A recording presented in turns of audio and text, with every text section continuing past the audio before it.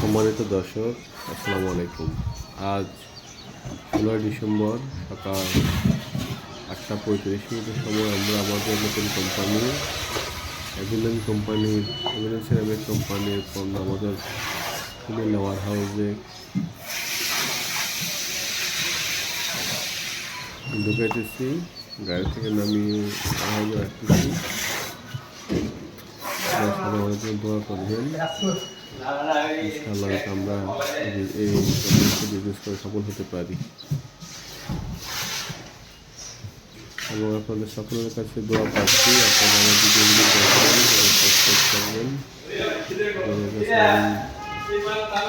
আমি কামনা করি যেন